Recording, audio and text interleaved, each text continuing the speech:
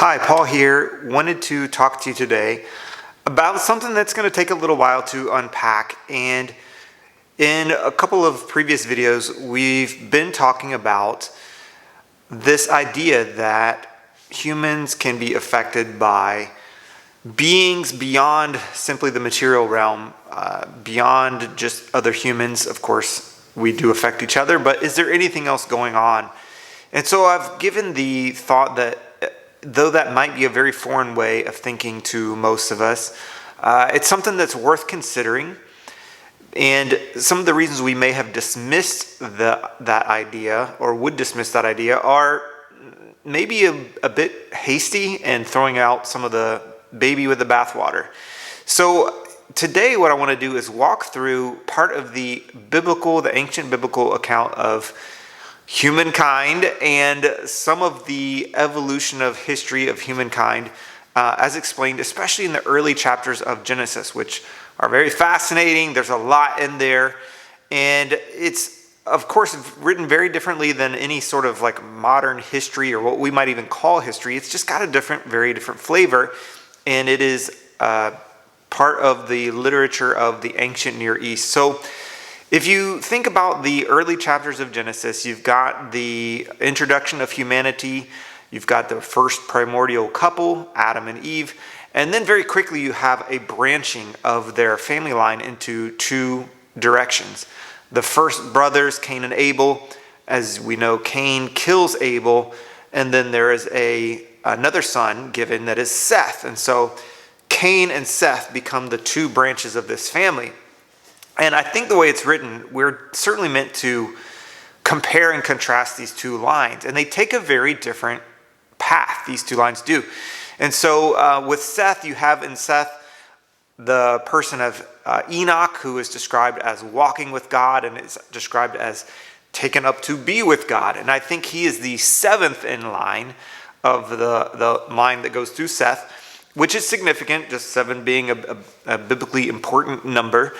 And then the 10th person in that line is Noah, through whom humanity is saved, him and his family, known as a person generally speaking of trust, of faith, and of listening to God. And you have a sharp contrast with the line of Cain, obviously starting with Cain himself, who commits the first murder, receives this mark, and I believe it's in 1 John is referred to as something like the seed of Satan or something like this, where Cain is directly equated with some of these dark powers. And through the line of Cain, you have actually a continuation and maybe even an intensification of this tendency towards darkness, towards hostility. In fact, the seventh person in his line is Lamech. And Lamech is known as a figure who is even more violent than Cain. In fact, he brags about how much more violent he is even than Cain was. And he's the first figure in the scriptures known to participate in polyamory, many wives, brags about that too. And so he's this sort of dark figure. We're going to come back to him in a second. And again, you have contrasted with the line of Seth and going through Noah. And Noah is, I think, the 10th in his lineage. So you've got these two that are very sharply contrasted. Now, part of what gets explained and talked about in these early chapters is the development of what I'm going to call technology. And technology, when I say technology, I mean it broader than what we typically mean, which we usually mean machines and computers. The way that I'm using technology and the way that it's I would say portrayed in these chapters is basically anything that humankind adds to itself to intensify its powers, to minimize its risks and dangers, to sort of insulate it from the dangerous world that people live in after the fall. And there are many aspects of this, but one of them then is that Cain builds a city. It's the first time a city is referred to, so you could say Cain built the first city, if you're looking at it that way. And what is a city? A city is an established boundary where humankind is supposed to be able to gather and flourish and presumably be more protected from the elements than just living by yourself, let's say in a cave somewhere. So you've got that, and even before that you have the technology. The first technology would be just clothes, and there's that famous moment where Adam and Eve are provided with clothes. For the first time they have a covering, and that actually is a good image just for what technology is. It's some form of covering, some addition to the human body or humanity that makes us less vulnerable and more covered up. And it's interesting because we tend to think of technology as a pure good, but biblically the tone is quite different. I would not say that it's necessarily an evil or condemned. It's not necessarily that, but it is interesting that it gets promoted and comes into being primarily through Cain's line. So post-Cain murder, you have the city, and people tend to talk about the fall of humanity with that incident of Adam and Eve in the garden, which certainly is part of a fall, but really a more robust way of thinking of it is that there's at least 3 falls in the first 11 chapters of Genesis, and that being one of them. I would say there's 3 and a bonus. So there's that one. Then there is, in Genesis 6, there is one of the weirdest things in the entire scriptures. People pass over it all the time and just don't know what to make heads or tails of it. But it's described as the sons of God basically mating with the daughters of men and having these offspring that end up being giants and that are very in some sort of hostile relationship with humankind and seeking to dominate humankind.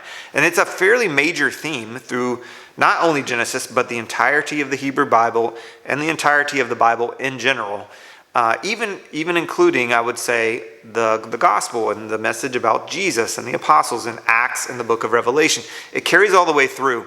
But if you don't know what you're looking for, you can just read kind of right over it. So anyway, this immediately precedes the account of the flood. And most careful biblical scholars and readers combine these things, that there's something related to this offense that the sons of God commit with the daughters of men and what results in these giants, and the sort of downward spiral of humanity that results in God sending the flood and talking to Noah and preserving through Noah's line. And so that's another aspect of the fall. And then the third one is the very famous Tower of Babel incident, where humankind gets together, starts building a tower into the heavens, and God looks unfavorably upon what's happening and perhaps the purposes why, and ends up kiboshing the project and scattering humanity from that point forward. And there's an interesting corresponding event with that, and it's not always the most explicit or clear, but through the help of careful biblical scholars, I think many people are starting to recover this understanding that along with that event, God actually relegated the nations that he scattered to some of these sons of God type figures, these spirit beings who are not God, but they are spirit beings and they do have some power, relegated the nations to these gods. And that didn't actually turn out very well, and a lot of the story of the Bible is what God is going to do about redeeming what happened there, as well as the rest of these incidents of the fall. So that's 3 falls: Genesis 3, Genesis 6, and Genesis 11. The bonus one that I mentioned, the 3 plus 1, would be, on my mind, would be Cain, because this falls right on the heels of the garden. Cain's act is noticeably worse than what Adam and Eve did. Obviously, they ate an apple and disobeyed God, or a fruit and disobeyed God. Cain commits murder. You know, people like to say all sins are the same, but no, murder is definitely worse. And so Cain does this thing, and he is consistently understood by Jewish Christian tradition and the scriptures themselves as aligned with these dark forces. And so all that to say, there's multiple falls, And woven into that is this thread of the developing technology of humankind. So you might think, well, what do these things have to do with each other? Well, what seems to be the case is that humankind, these spirit beings, and technology seem to form some kind of triangle where all three are related to one another. And so I mentioned the city with Cain, I mentioned clothes.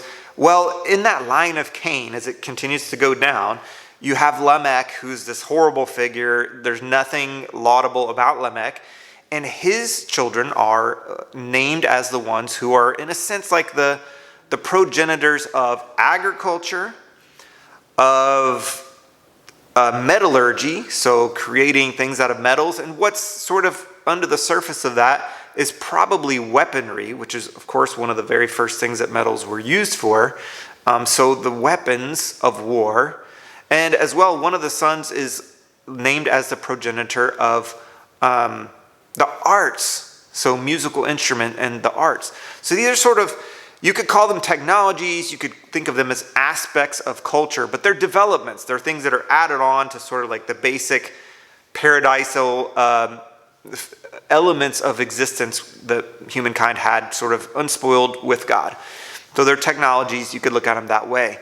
So these are the things that are listed. Now, I should mention also that I mentioned metallurgy and the weapons of war.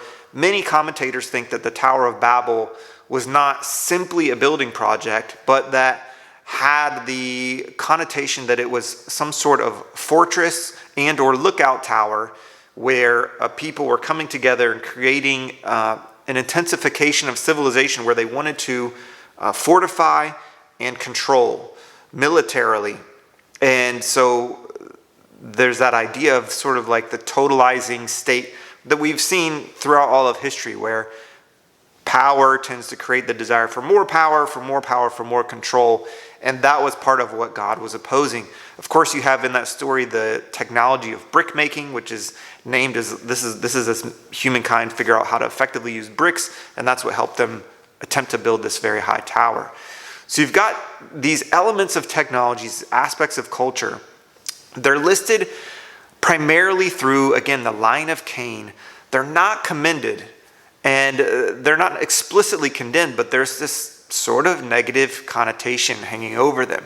Now, this remains primarily implicit, I would say, in the scriptures, but there is also a book that is a non-canonical book of the Bible, but that early Christians read and Jews read as part of their tradition, and that helped them understand their history and God's history. So not in the Bible, but consider at least most Bibles. I think there might be one strain that does. Maybe the Ethiopian church has this in their Bible. But in general, you won't find it in a Bible in the United States, for example. But it's the book of Enoch. And in the book of Enoch, what's described is these sons of God, these spirit beings, interacting with humans and introducing these technologies. Now, this actually kind of puts pieces of what you do see explicitly in the scriptures together in a way that is at least coherent. So it's worthy of understanding and considering. This is also a book, by the way, that's quoted in the New Testament. So we know that the early Christians, including authors of the New Testament, read it and gave some credence to what they were reading. So an interesting thing is that along with the technologies that I already mentioned, another one is cosmetics, and another one is pharmacological, drugs, medicines, whatever you want to call it. And so these were technologies that are listed as being introduced by these powerful spirit beings to humanity, and again, with sort of a negative tinge or tint to that aspect of the story. And so it just naturally leads to the question, like, why is this even negative? And it isn't fully like 100% negative all the way through the story, because, for example, in Revelation you have a city coming down, the New Jerusalem, and it's not a negative thing at all. It's as if God has basically redeemed this and is bringing the good out of it. So it's good to note that. But why is this negative? Well, I think that this goes back to what we have talked about in other videos, which is that oftentimes technologies or aspects of culture, the way that they function at the very least is such that they gather and gain a life and a momentum all their own. And the net effect on humanity is not necessarily, and certainly not always, flourishing.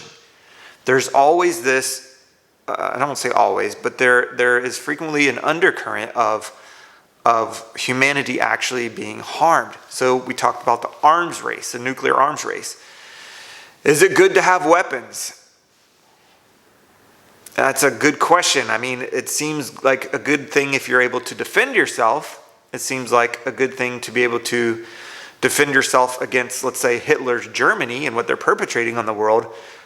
But let's be honest, the arms tend to generate this self-growing dynamic, and that this side's not going to give up, and they can't easily back down, because then this side will gain power, and then it's just so there's a fear of losing out.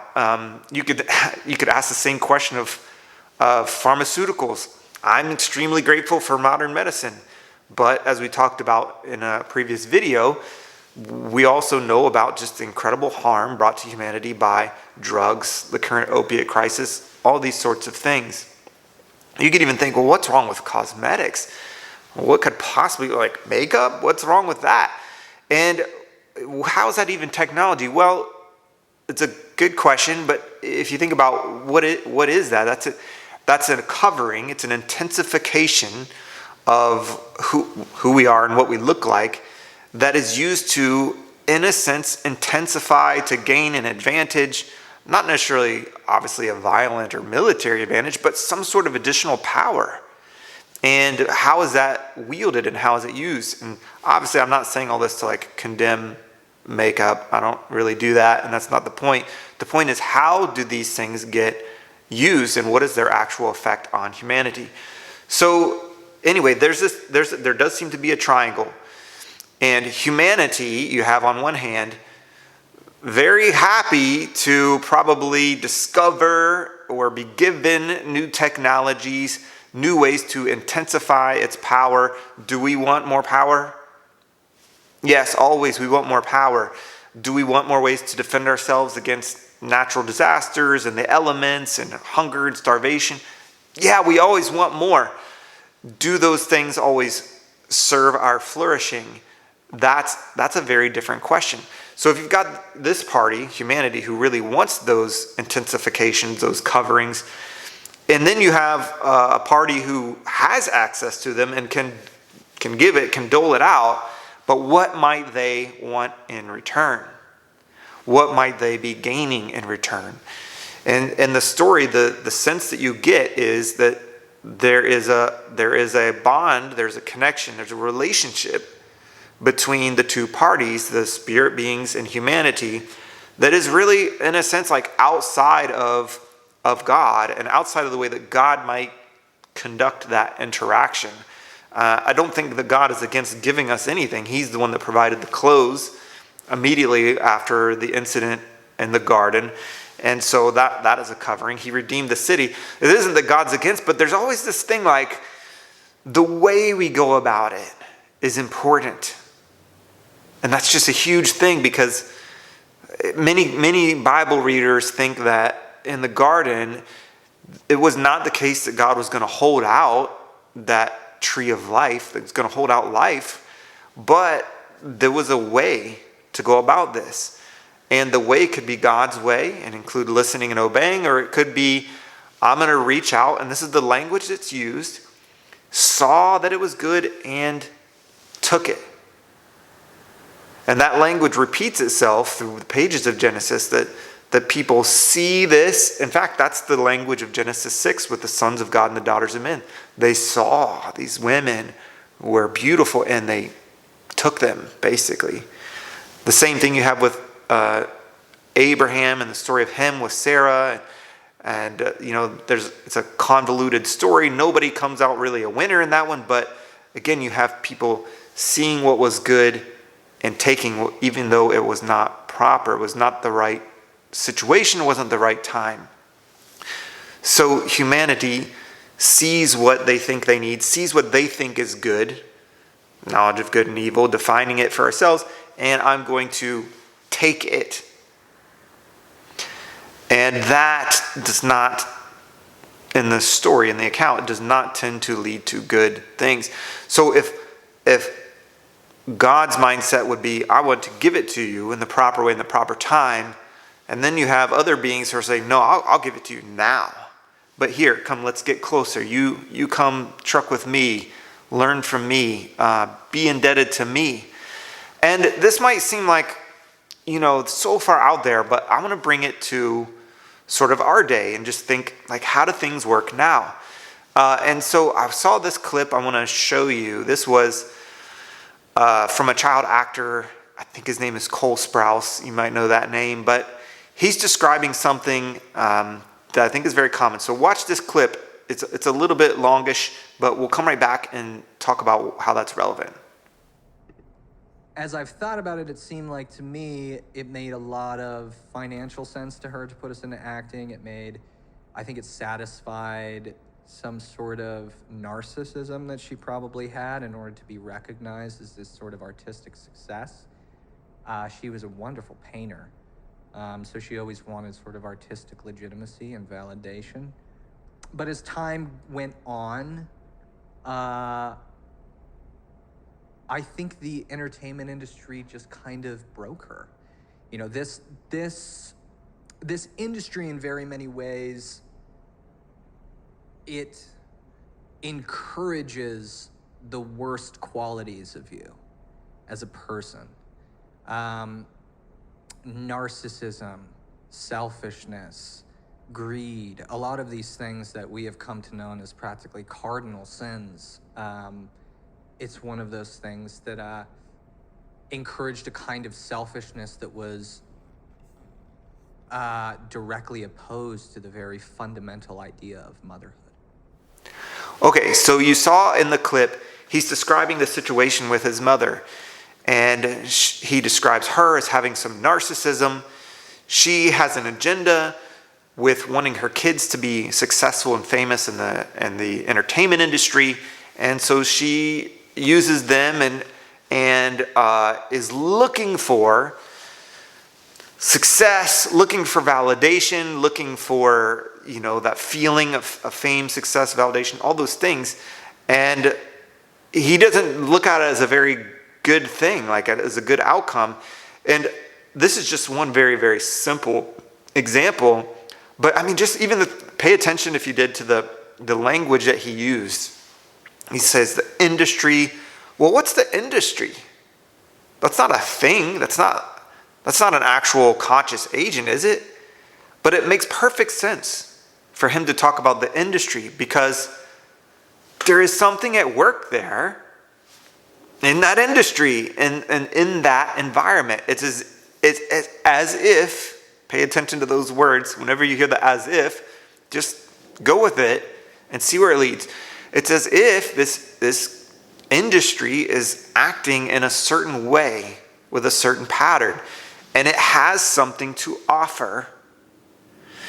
And when it makes that offer, it is very likely to extract something, to cost something to the one that's offering to.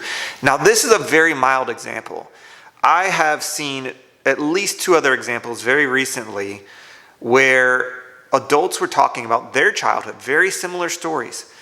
And they weren't all in the entertainment industry, but they all had the same dynamic, which is that parents really wanting something great for their kids, wanting some version of success.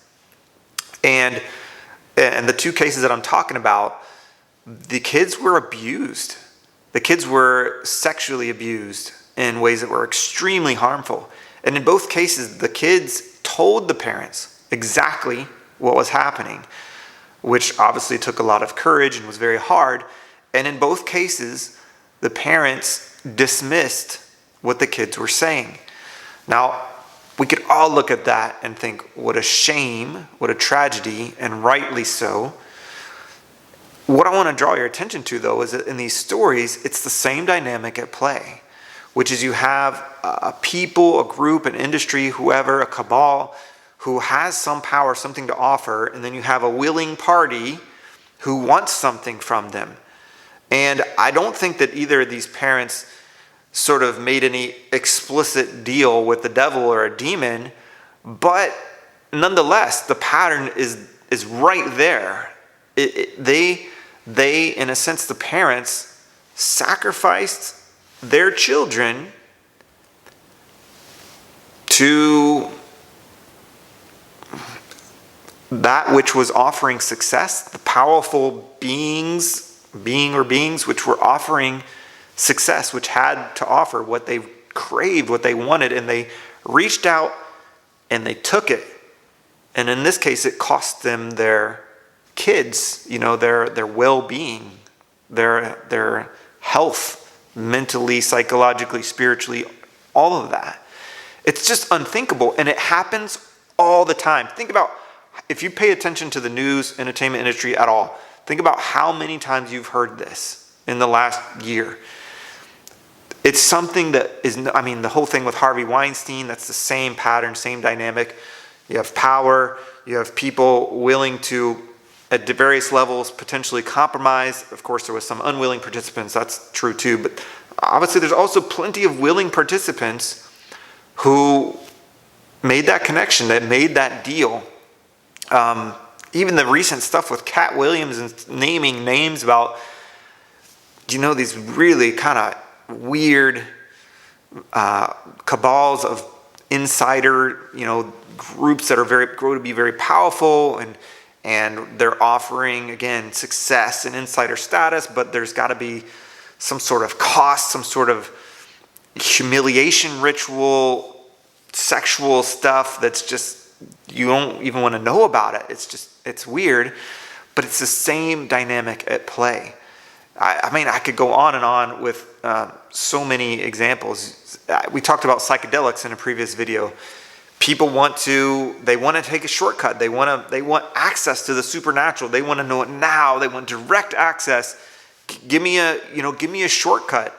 Give me a way to do that. And is there going to be a cost? Is there going to be a cost exacted? Is that the right way to go about that? And so you've got all these things. We could talk about social media. We could talk about the economy and the idea of, let me just go into more debt. Let me just print more money. Let me just, grind and get more and more and more and more. But at the expense of what? What is the cost at the end of that? And so we could try to look at these with a purely materialistic, scientific mindset. But if we do, we may be missing some of the key, like the most important things. Like you heard Cole Sprouse talk and say that the industry did this. This was what was going on with my mom. This was the interaction that happened. And you could say, well, Cole, there's no such thing as an industry. The industry is not a conscious agent. So what are you even talking about? You're abstracting. You're acting like it's a person. It's not a person. It's an industry. It's just a collection of individuals making individual decisions. Well, if you're Cole, you might think, well, that's stupid, because if I try to strip that out of my mind and not act like it's a conscious agent, then I don't actually learn the lesson of what actually happened. And I can't paint a picture of what happened in my life. Nor I can't warn anybody like I'm trying to do right now. I can't really even tell the truth about what happened, because this is the truth of what happened. And so there you can take a very secular, non-religious explanation, and you can make all the same objections, for the most part. You can make a lot of the same objections that people would make towards somebody trying to say, like, there's some things, somebody's at work that are acting in a way that is harmful and oppressive. And so it's easy to kind of throw darts at the Bible or religion, and this is just primitive superstition, but this is the way we talk about life if we're paying attention and if we want to understand what's happening, what's going on. So there's a lot more to talk about that, but this is an idea that is not going anywhere. Whatever you think about it, it's not going anywhere. I was thinking of the story of Dr. Faustus. So this is a book that was written around the time of post World War II, I think, by a German, Thomas Mann, Dr. Faustus. And this musician makes essentially a deal with the devil, and he says, I want musical genius. I'm going to, I'll do whatever I need to do. And so what he ends up doing is he ends up purposefully contracting syphilis, which wrecks his body, but it gives him some years of sort of creative genius. Like what the syphilis does to his mind sort of unlocks, like a psychedelic would, like drugs would, his creative genius. And he gets to enjoy the benefits of that for a limited time. It's like his body's on speed, basically, and it unlocks these great powers. But then in the end, I think his nephew comes to live with him, and his nephew somehow ends up being a casualty of this deal. And so in one of the big moments where he's supposed to play his masterpiece, instead of playing his masterpiece, he just tells his audience, his friends, what he did. And if this is the peak moment of like, this is why I made this deal in the first place. This is the benefit of all this cost. At that point, to me, it's as if realization set in, like, wait a second, I thought I could kind of make this deal, this compromise, compartmentalize my life and just make this deal to get the success, and then that would be good. I could shield the negative parts. And I think what it feels like to me is that he realized, well, this now is who I am. This is my life. Not the success, it's the deal that I made. That dwarfs the success. And then, of course, he goes into madness and dies. And this is the author that did this. Well, so many interesting things about it. For one, you've got this story is about an individual, but you also have sort of an allegory going of maybe what happened with Germany during World War II. You have a people who are desperate for redemption, desperate for national pride, things that we can actually identify with and relate to. But it's like, you've heard people say, like, it's almost as if Hitler created Nazi Germany, but Nazi Germany reciprocally created Hitler. Like they sort of created each other because each one had something to offer and something that they wanted and got out of it in this anti-symbiotic relationship. And they did become very technically savvy. They did become technologically advanced, and they almost were able to have their way and defeat the rest of the world. And of course the question is like, but what did you become? And this is not like anti-German. I don't think Germans are any worse or better than anybody else. But the point is this phase, this specific time frame and this people, something happened there. Something that happened that is something that in a sense has happened to all of us. But Dr. Faustus, the character in the novel, it's like, did what happened to him, is that somehow related to what happened with Germany, this deal with the devil? Like, give us the technological advances, which, by the way, they were insanely technologically advanced. They had incredible technological advances with respect to nuclear weaponry, with respect to flying objects. I think their head of their programs came over and was maybe like second in command at NASA in the United States after that. And some of the most advanced flying machinery that has ever existed came out of Nazi Germany. And it's amazing the amount of resonance is there. Anyway, but this Dr. Faust story, this author is not the first one to come up with it. There's so many Dr. Faust stories. So many Mephistopheles, I'm not sure if I'm even saying that right, but making a deal with the devil and what are the consequences of that. That story's never going away. It's in ballets, it's in operas, it's in plays, it's in novels, it's in movies. It's been done so many times because it is universal. This idea is universal because the experience is universal and universally understandable. And wow, there's just so many other places we could go from there. But, well, what do we want to draw out of that? The idea that making a deal with the devil, I don't know that it has to be explicit or making a deal with a spirit being of some sort. I don't know that it has to be explicit. I mean, you do have celebrities now literally dressing as and invoking devil and demonology. You've got Sam Smith doing that. Doja Cat recently did that. Lil Nas X did that. And so you do have that out there. And then you hear rumors of celebrities. I won't even name names, but I've heard somewhere people have prayed like, God, or whoever out there, give me fame and I will do anything. And then you see what happens to them. I mean, those are potentially explicit, but then you have, how many examples do we have of somebody making that kind of a compromise? Not explicit necessarily, but you've got like a Jim Morrison, creative genius, who accelerates that genius through drug use, through just intensifying what's already this God-given gift, but just kind of speeding it up. Like, I got to get it all and I got to extract it. It's the same thing as like going into debt. I'm going to extract all the power, all the juice that I've been given, but right now. And of course, the end result of those, I mean, you could think of Chris Farley, you can think of Jimi Hendrix, Janis Joplin, Jim Morrison. It's happening still today. Those are old examples. There's Robert Johnson, the old blues guy who supposedly made a deal with the devil. But no matter how many I name, that for everyone I name, there's 100 that have done the same thing. Let me extract all this out right now. I don't care what it costs. I'm willing to pay the price. And then people do.